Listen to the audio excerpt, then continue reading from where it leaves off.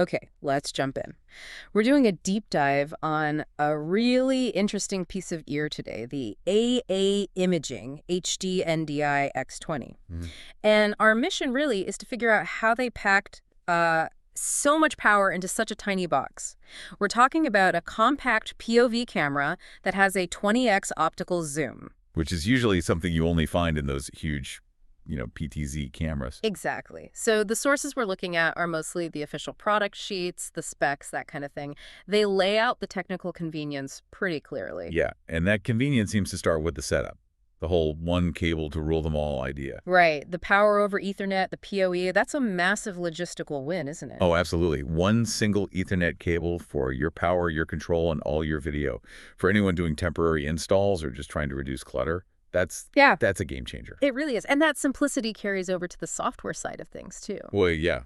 They talk about no-hassle integration, which, sounds like marketing speak, but in this case, it actually means something. What? The NDI-HX license key is preloaded. You don't have to activate it, so if you're using OBS or vMix, you just plug it in and the camera shows up. Wow. Okay, so it's instantly ready for an IP workflow. That saves a ton of time. A ton.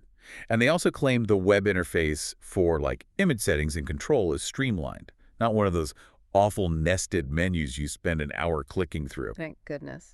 So we've got the simplicity, but let's connect that to the actual power, the performance. Right. It's putting out full HD, so 1080p at 60 frames per second. You can also do 1080i, 720p, all the professional standards you'd expect. But the big question for me is the zoom. You pack a 20x optical zoom with autofocus into a tiny little box like this. Are you making some kind of compromise on image quality? That's always the fear, isn't it? Yeah. But the specs here are, well, they're pretty bold.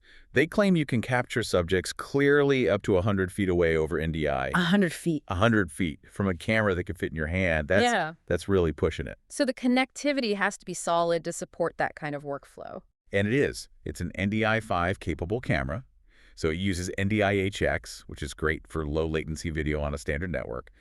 But it also has standard IP, HDMI, and this is key SRT output. Secure, reliable transport. That's crucial for streaming over like a less than perfect internet connection, right? Exactly. It keeps the stream stable. And they didn't forget the little things either. There's an integrated tally light. Oh, that's great for the talent. Yeah, it just works automatically. As soon as you pull that camera's NDI feed into your switcher, the light comes on. Simple. Nice. And what about audio? It has a line-in audio jack, so you can feed an external audio source directly into the camera, and it gets synced up perfectly with the video in your NDI stream. Very practical. Okay, so let's shift to the commercial side. How do you mount this thing, and what does it cost? Mounting is flexible.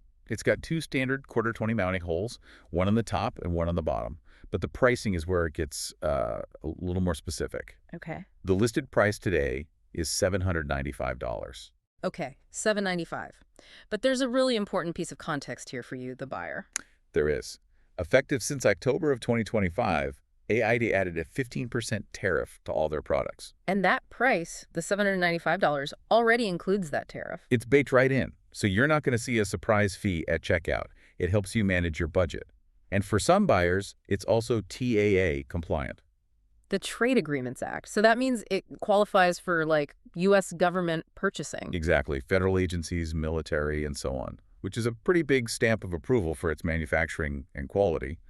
You also get a 2-year warranty and a 30-day return window. So if we pull this all together, Yeah. what's the big takeaway? I mean, it feels like this camera is where high-end performance meets extreme convenience. You're getting long-range optical zoom and professional integration in a simple single-cable package. It kind of decentralizes the studio in a way, which brings us to a final thought for you to chew on. We're seeing these specialized tariffs getting baked directly into the cost of AV equipment. So the question is, what new strategies might you, as a broadcaster or consumer, need to develop to balance your need for powerful hardware with these evolving global pricing complexities that are now showing up right on the price tag? Something to think about.